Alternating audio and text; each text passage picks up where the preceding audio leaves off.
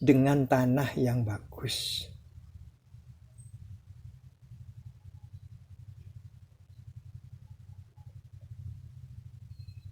Usaplah mukamu dan tanganmu. Sesungguhnya Allah Maha Pemaaf lagi Maha Pengampun.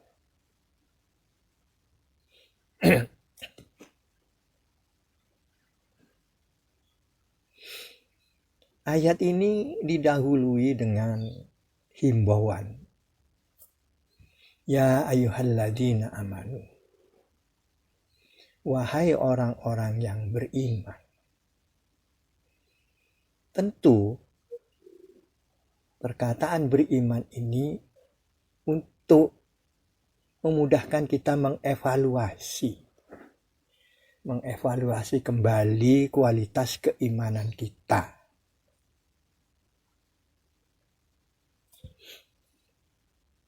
Adakah keimanan kita ini sudah memenuhi syarat keimanan-keimanan yang dikehendaki oleh Allah dan Rasul-Nya? Mari kita lihat. Di dalam surat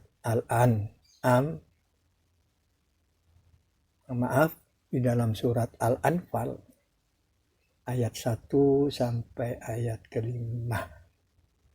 Insyaallah.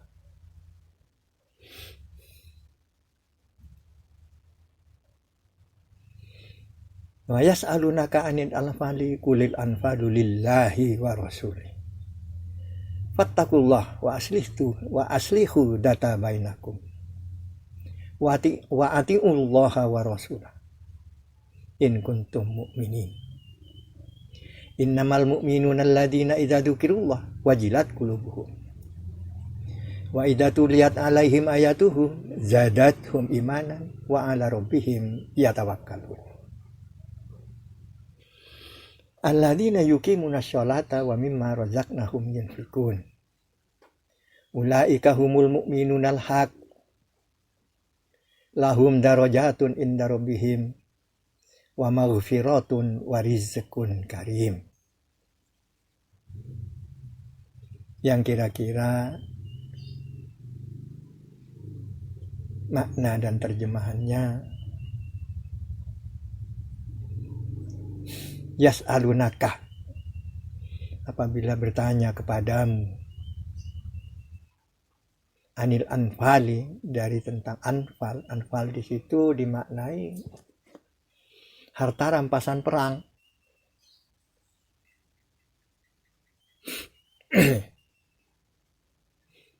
Dari kata nafilah,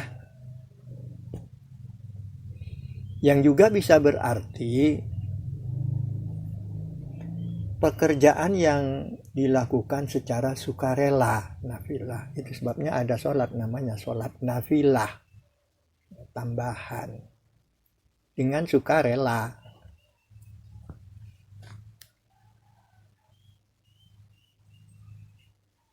Wa minal laili fatahajjad bihi nafilah. Di dalam surat Bani Israil, ya. Tambahan.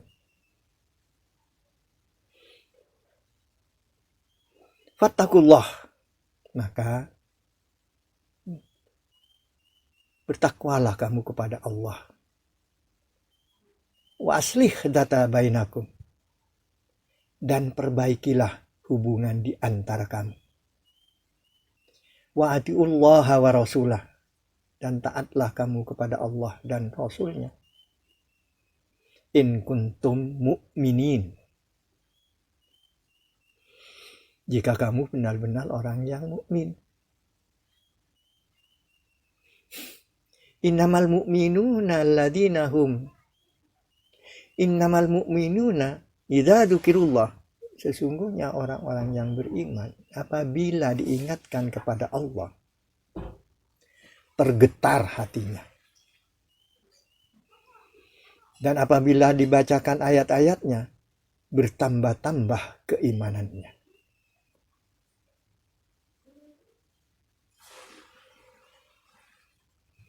Wa ala rabbihim yatawakkalun, dan terhadap Tuhannya mereka berserah diri, tawakal. Berserah diri itu tanpa reserve, menyerahkan diri kita tanpa reserve.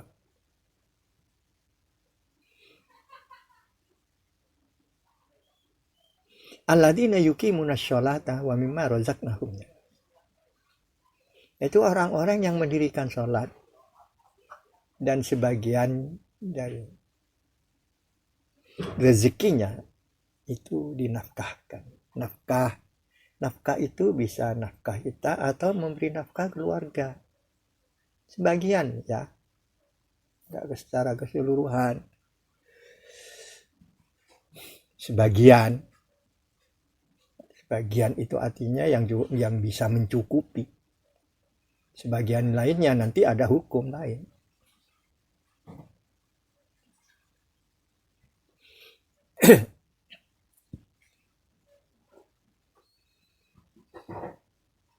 Ulaika humul mu'minunal haq.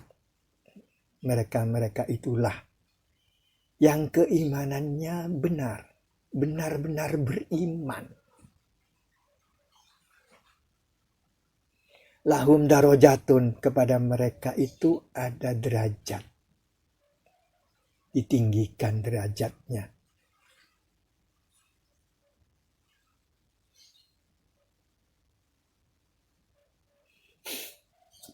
Wa maghfiratun, dan diberi pengampunan. Wa rizqun karim, itulah rezeki yang mulia. Disinilah rezeki itu tidak lagi harus identik dengan dunia atau harta. Nah, di sini kalau kita evaluasi tentang keimanan kita, adakah kita ini sudah benar-benar beriman? Yaitu apabila diingatkan kepada Allah, tergetar hatinya. Tergetar apabila ada gempa bumi di laut selatan sana sekian puluh kilometer. Itu getarannya bisa sampai di tempat saya ini. Tentu saja semakin dekat kepada pusat gempa itu, getaran itu akan semakin dahsyat. Itu tergetar. Jadi kalau kita diingatkan kepada Allah, tergetar hati kita. Nah,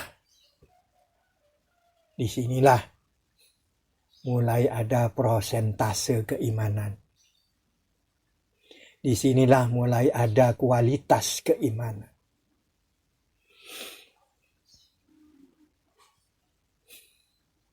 Getaran-getaran kita ketika kita diingatkan kepada Allah itu seberapa getaran kita?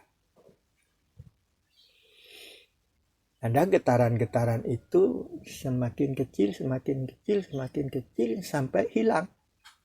Nun jauh di sana sudah tidak tergetar lagi. Dia tidak terdampak oleh getaran itu sendiri.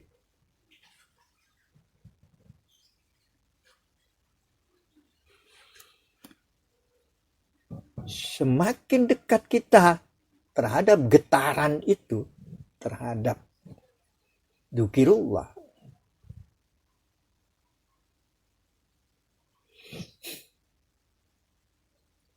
semakin kita takut kepada Allah Subhanahu wa Ta'ala. Semakin takut kita terhadap getaran atau akibat getaran yang sedang menimpa kita itu.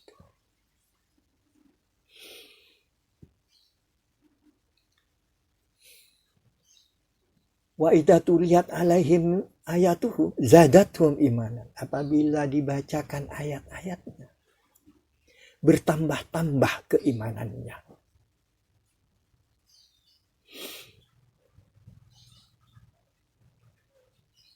Ketika dibacakan tentang ayat syahadat,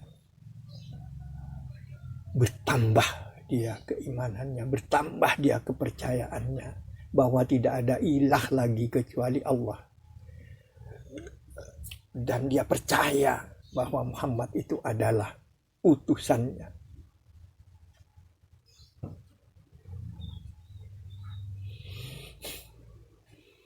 Pertambahan keimanan ini semakin tergetar oleh ayat-ayat itu, maka akan semakin bertambah keimanannya.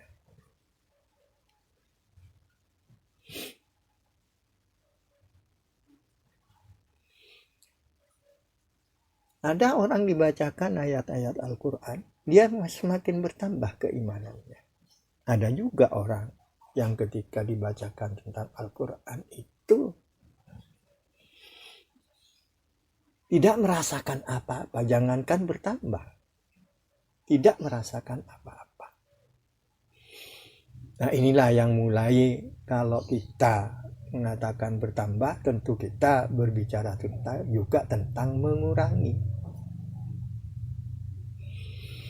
Nah, mulai nilai keimanan mulai berkurang.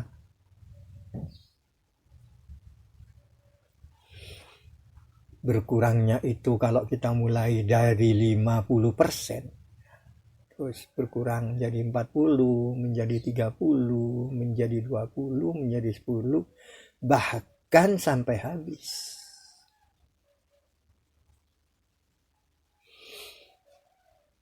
Di sini begitu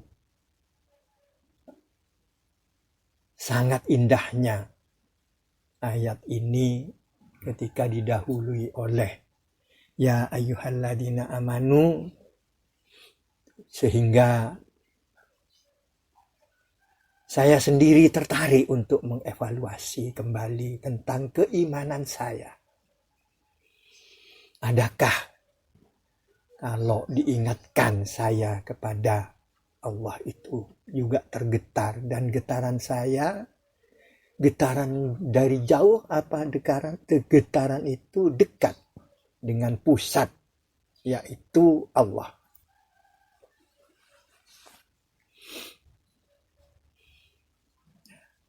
Ini kalau saya tawarkan kepada saudara-saudara kita semua, itu tergantung kepada bagaimana saudara-saudara itu kembali mengevaluasi keimanannya. Tentu hanya saudara-saudara sendiri yang tahu. Saya tidak bisa menjustifikasi, menjatuhkan hukum tidak beriman, kurang imannya, mundur imannya, atau sangat tinggi imannya. Saya tidak bisa.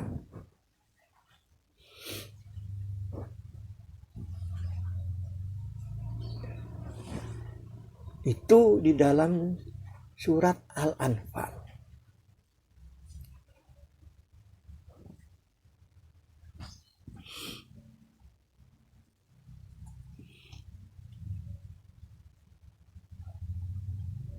Di dalam surat yang lain,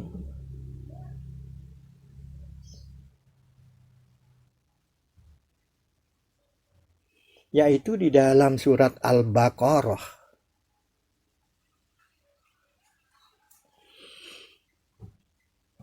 ayat 165,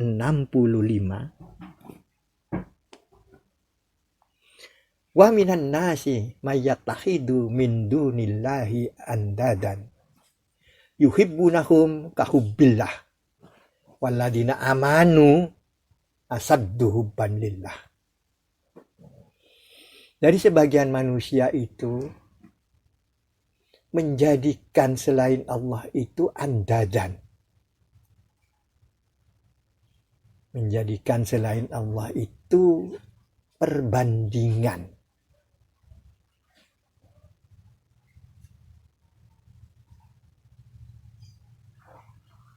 Yuhibbunahum kahubbillah. Perbandingan itu dia cintai sebagaimana dia cinta kepada Allah.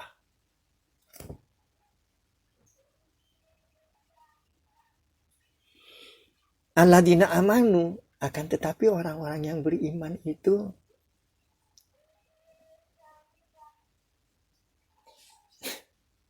lebih-lebih cintanya kepada Allah.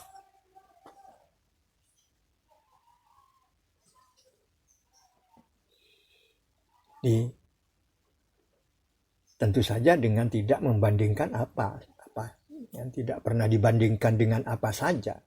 Kan kita berbicara tentang andadan. Andadan itu bisa 50-50, bisa 50%. Dia selain Allah punya lagi apa yang dia perbandingan itu sendiri.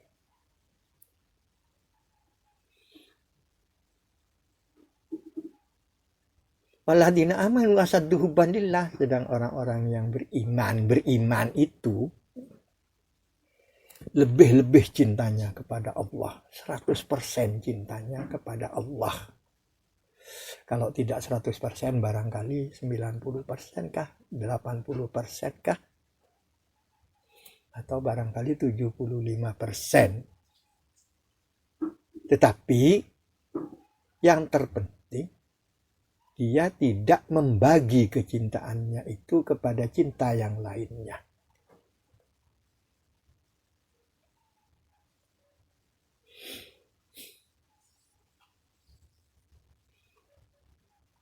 Itu bagi orang yang beriman menurut ayat ini.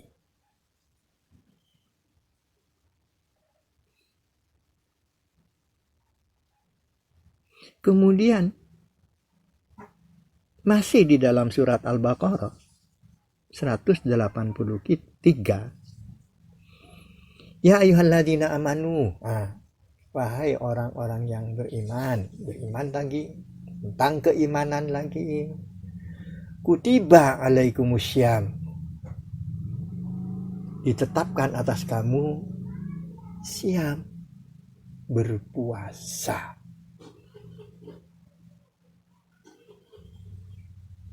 Nah, berpuasa ini saya tidak akan membicarakan tentang puasa pada bulan Ramadan. Itu umum. Hampir anak kecil pun ikut. Tetapi saya akan membicarakan makna puasa. Puasa itu adalah menahan diri.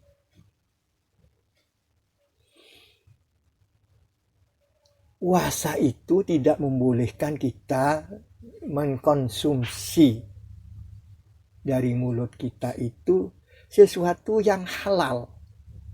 Yang halal itu tidak boleh kita konsumsi.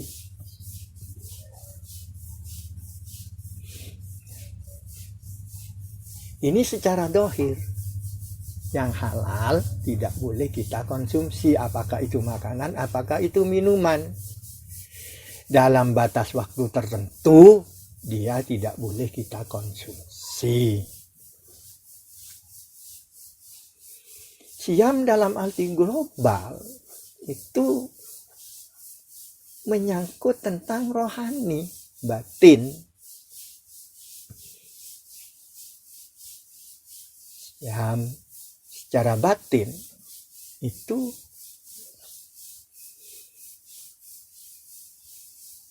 kita tidak boleh mengkonsumsi pemikiran kita, tidak boleh mengkonsumsi sesuatu hal yang jelek. Kita tidak boleh melakukan sesuatu yang jelek. Bahkan lebih lagi, kita tidak dibolehkan menggerakkan hati kita kepada sesuatu yang dilarang oleh Allah Subhanahu wa Ta'ala.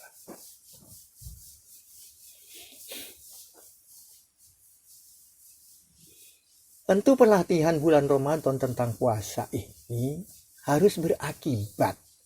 Menahan diri pada bulan Ramadan itu harus berakibat.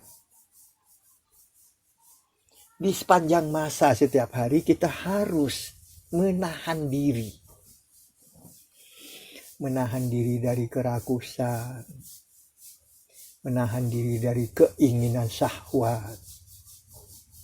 menahan diri dari nafsu-nafsu kebinatangan.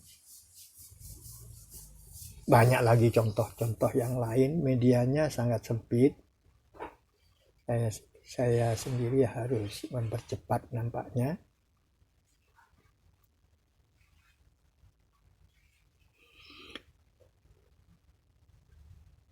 Selanjutnya masih di surat Al-Baqarah ayat 208. Ya ayyuhalladzina amanu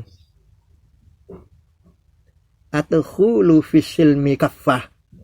Di sini, wahai orang-orang yang beriman.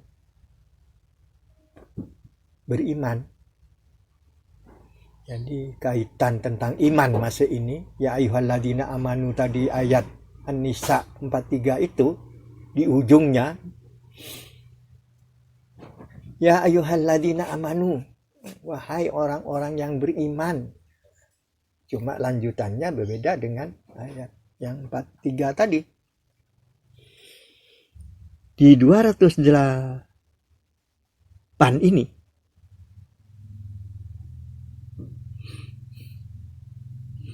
adkhulu fis-silmi kaffah, masuklah kamu kepada Islam kaffah secara keseluruhan. Nah, orang beriman harus masuk kepada Islam ini secara keseluruhan.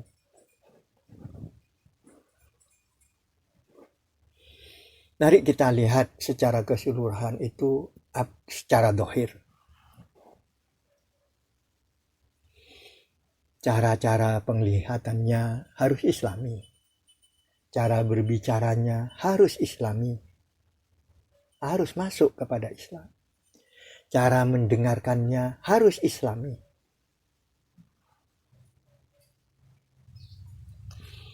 Secara keseluruhan. Ini luar biasa.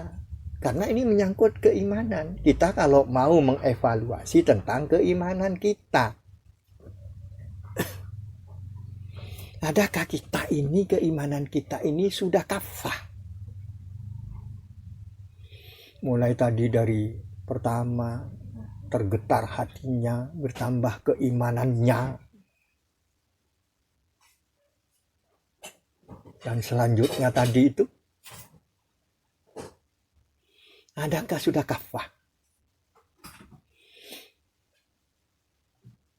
Sebab ada orang yang mungkin mulutnya Islam, bahkan mengagumkan, kalau kita dengarkan dari mulutnya, mengagumkan keislamannya.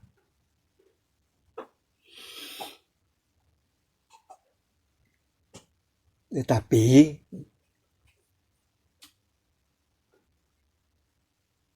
keinginannya tidak Islamis.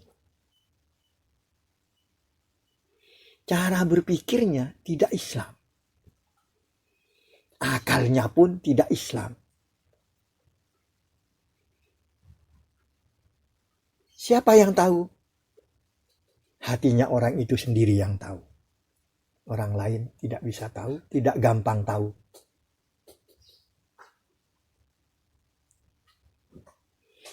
Bukan berarti bahwa tidak tahu orang lain akan, tapi apabila derajat keimanan seseorang sudah sangat tinggi, yang getarannya semakin dekat kepada Allah, hal yang seperti itu gampang untuk ditebak sebetulnya. Tapi biarlah. Saya hanya mencontohkan bahwa ada orang yang bisa saja mulutnya Islam, pendengarannya tidak Islam. Bisa saja pendengaran dan mulutnya Islam, cara berpikirnya tidak Islam. Bisa saja cara berpikirnya Islam, tetapi akalnya tidak Islam. Akal dan pikirannya, mulutnya semuanya Islam, hatinya tidak Islamis.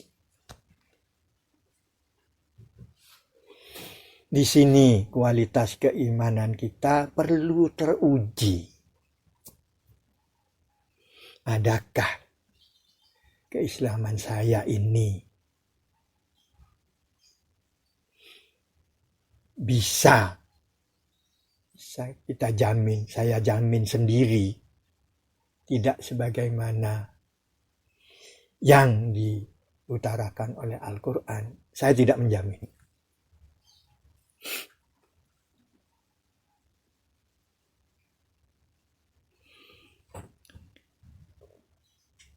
Kemudian di ayat masih juga surat Al-Baqarah, sebetulnya ditentang iman ini. Saya mencoba mencari-cari di dalam Al-Quran itu hampir lebih dari 250 ayat tentang keimanan ini, lebih. Jadi kalau saya mencontohkan di surat Al-Baqarah ini saja, bukan itu berarti kesemuanya. 250 ayat lebih yang saya tahu tentang keimanan ini. Di mana semua ayat-ayat itu mendeteksi kadar keimanan seseorang. Yang 218 ayat Al-Baqarah ini, surat Al-Baqarah ini, innalladzina amanu walladzina hajaru wajahadu fi sabilillah. Sesungguhnya orang-orang yang beriman itu yang mereka itu berhijrah. Saya tidak termasuk ini ya. Saya tidak pernah hijrah.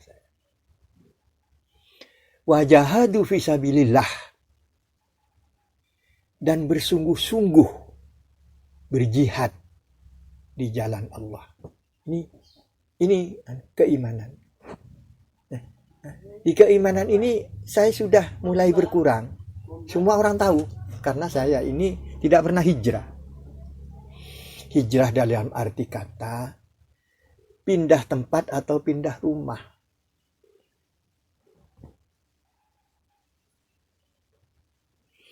Ya, ini saja saya menilai diri saya sendiri, keimanan saya ini mulai berkurang kualitasnya. Kenapa saya miskin ini kok tidak mau berhijrah? Entah ke Kalimantan lah, entah ke Sulawesi kah, entah ke Irian kah, entah kemana. Di mana bisa menyusun kehidupan yang lebih baik. Karena orang-orang beriman dianjurkan untuk berhijrah, hajaru, wajahadu fisabilillah. Tentu apabila berkenan. Hijrah itu bukan hanya hijrah dengan maksud wajahadu fisabilillah. Saya tidak ada di situ. Di ayat ini saya tidak termasuk.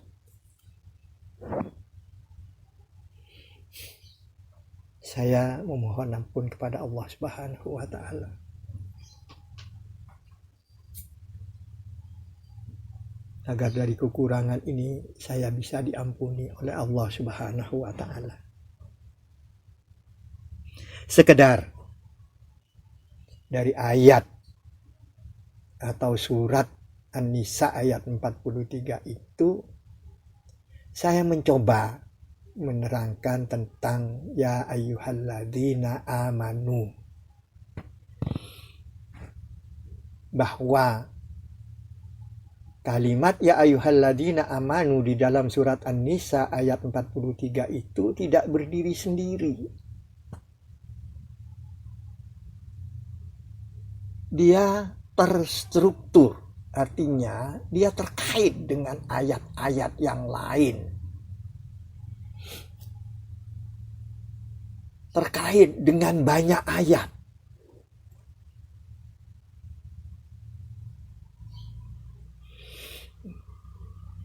Mudah-mudahan Bapak yang saya ajak bincang-bincang ini bisa menambah, mencari, menambah, mempertajam, bahkan bisa menambah kualitas keimanan kita bersama dengan cara membagi, memberitahu kepada yang lainnya. Selanjutnya, ya ayyuhalladzina amanu la taqrabus shalah. Nah, di sini. Janganlah engkau mendekati sholat. La, kalau dimaknai la itu, diartikan la itu dengan jangan, maka janganlah engkau mendekati sholat. Apabila tidak, nah,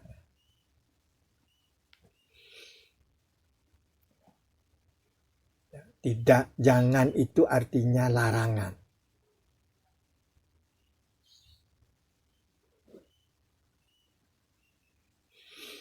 Kalau dengan tidak akan dekat kamu kepada sholat.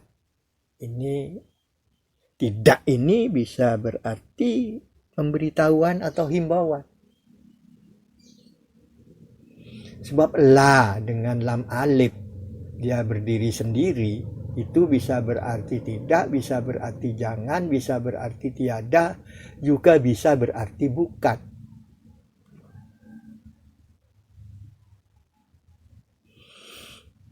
Nah, kalau jangan dekat, ya itu larangan.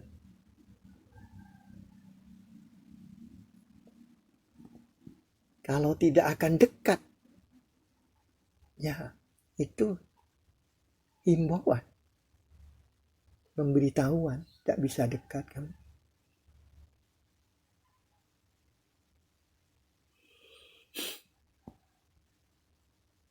Nah, ini perlu juga kita evaluasi tentang kedekatan kita kepada sholat.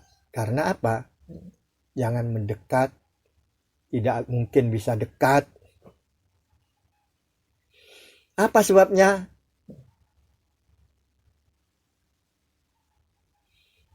Dekat itu sendiri, dekat dulu.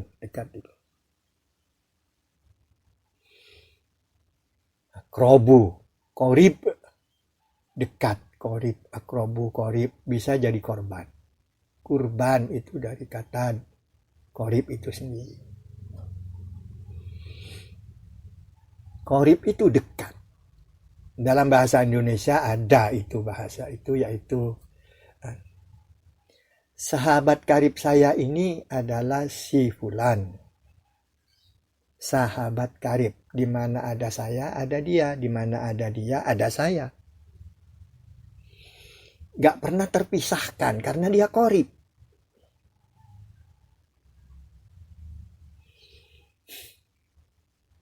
Dan bahkan satu sama lain itu tidak enggan untuk berkorban, membantu, menolong, menjadi korib, korban. Berani mau untuk berkorban untuk sahabat karib, korban. Itu korib.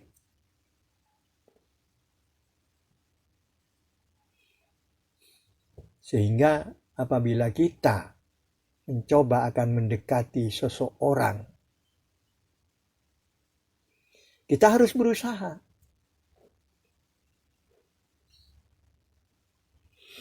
Apa yang kira-kira disenangi oleh orang tersebut.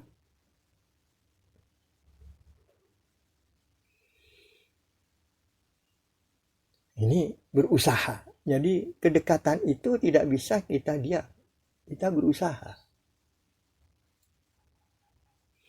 Ini mendekat kepada satu pekerjaan agar dia bisa bekerja di tempat itu. Dia harus adakan pendekatan. Pendekatan dulu kepada ilmu pekerjaan itu sendiri.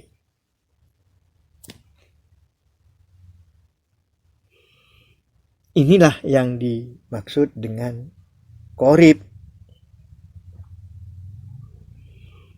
Ayat itu mengatakan la taqrabus shalah, tidak akan dekat atau jangan mendekat kamu kepada sholat. Kenapa? Hatta ta'lam, kalau kamu, bukan, maaf, la taqrabus shalah wa antum sukara, apabila kamu itu mabuk. Mabuk inilah yang membuat orang tidak bisa dekat dan jangan mendekat. Memang kata sukaro ini kemudian dalam kenyataannya itu dipersempit maknanya dengan hanya mabuk minuman.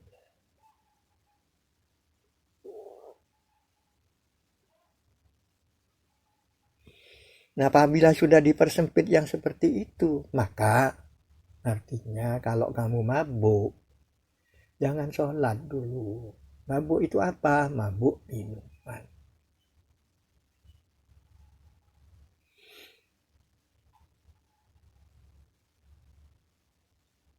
Itu sebabnya perlu dijelaskan. Dalam ayat ini juga perlu dijelaskan.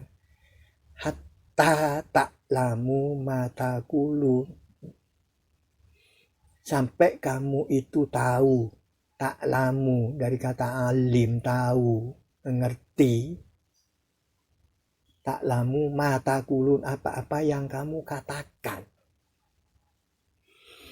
Orang yang tidak mengerti apa yang dikatakan sama dengan mabuk menurut ayat ini.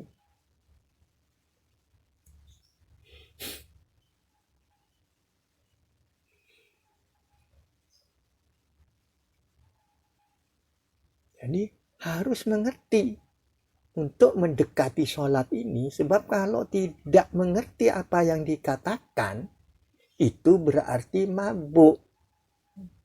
Dia tidak bisa dekat dengan sholat itu. Dia tidak bisa menjadi qoribnya sholat itu sendiri.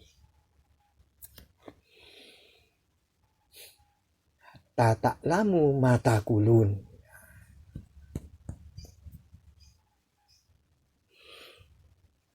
Itu yang namanya sukaro, mabuk itu tadi banyak,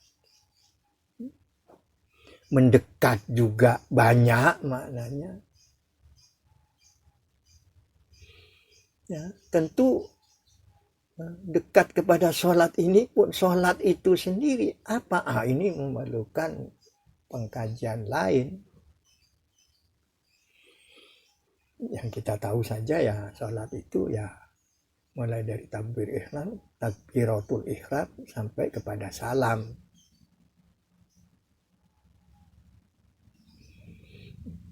Yang isinya ya mulai dari berdiri, rukuk, sujud. Bangun dari sujud, kemudian sujud lagi sampai at-tahiyat dan salam.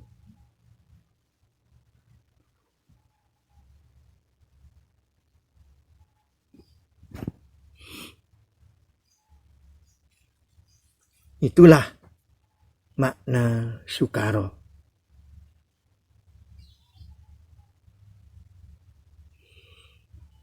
Mari kita jelaskan tentang sukaro, bermacam-macam sukaro di dalam Al-Quran.